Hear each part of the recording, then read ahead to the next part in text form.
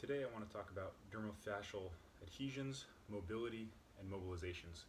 So what we're talking about with dermofascial adhesions, the skin, the fascia, and all the intervening layers between them, when there is inflammation or injury, they tend to get sticky. So in a normal situation, they're going to move independently on each other, right? This layer can slide this way, this layer can slide that way. When there's inflammation and these other inflammatory chemicals, they tend to get sticky. The fluids between them get sticky. So they tend to stick together. So instead of having this moving independently, you have this, and they're moving together.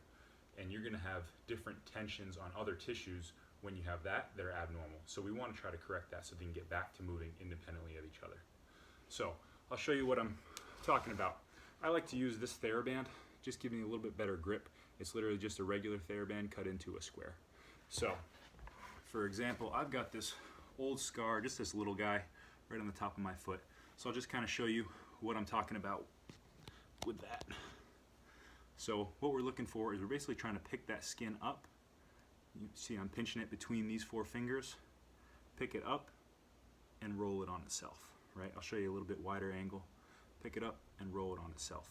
You want to hit all angles, so we're not just going straight up and down. We want to go side to side, diagonal, basically all planes, and you want to find out which direction it's most limited in. So this might be okay, but sideways might be limited. So you want to treat from most limited to least limited. So what that looks like with this Theraband, pick up and roll that tissue on top of the underlying tissue. Pick up, roll that. So like I said, all sorts of angles, all sorts of planes, until you feel that giving up, getting better.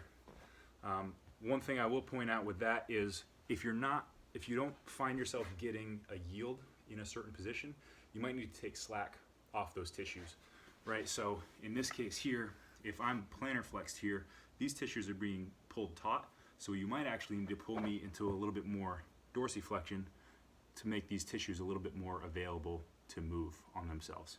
So you go from loose tissue into tighter tissue as you get a better yield, and then you continue to make progress from there. The last point I'll make is that this is very uncomfortable for people to tolerate when you're doing this treatment. So I tell all my patients when I'm working on them, I say, hey, this is really uncomfortable. We need to have an open dialogue, and you let me know if this is too much, if we need to stop at any point. The good thing is what might be really, really uncomfortable, really painful at the beginning, after maybe a minute or even a minute and a half, 2 minutes of treatment, if I'm actually getting somewhere and I'm getting a yield with the tissues, they're going to notice a big difference right away. It'll still be uncomfortable, but they should notice that pain level come down quite a bit, and then as soon as you're done with treatment, they should feel that loosens up quite a bit. So give that a try and let me know what you think.